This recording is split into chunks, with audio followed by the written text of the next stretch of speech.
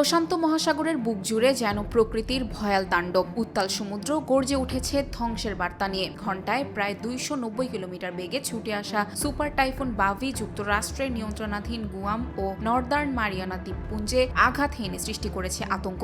হাজারো মানুষ আশ্রয়কেন্দ্রে ছুটছেন। ভেঙে পড়েছে ঘরবাড়ি, আর 11 মিটার উচ্চতার জলোচ্ছ্বাসের আশঙ্কায় পুরো অঞ্চল জুড়ে জারি করা হয়েছে সর্বোচ্চ সতর্কতা। সোমবার মার্কিন জাতীয় আবহাওয়া দপ্তর উপকূলীয় এলাকায় ব্যাপক ও বিপর্যয়কর ক্ষয়ক্ষতির আশঙ্কায় সর্বোচ্চ সতর্কতা জারি করেছে। আন্তর্জাতিক সংবাদ মাধ্যম এএফপি ও এপির বরাতে এ তথ্য জানিয়েছে বিবিসি।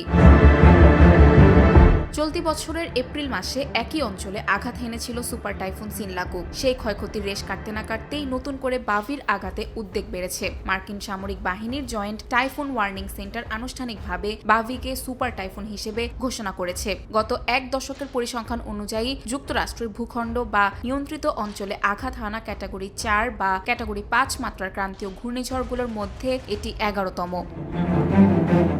আবহাওয়াবিদরা মনে করছেন জলবায়ু পরিবর্তন এবং প্রশান্ত মহাসাগরের পানির তাপমাত্রা বৃদ্ধি, বিশেষ করে এল নিনোর প্রভাবের কারণে সাম্প্রতিক বছরগুলোতে শক্তিশালী টাইফুনের সংখ্যা ও তীব্রতা উল্লেখযোগ্যভাবে বেড়েছে। ফলে ভবিষ্যতে এ ধরনের দুর্যোগ আরও ঘন ঘন এবং ভয়াবহ রূপ নিতে পারে বলে আশঙ্কা করা হচ্ছে। আফরিন তিশা, নিরপেক্ষ।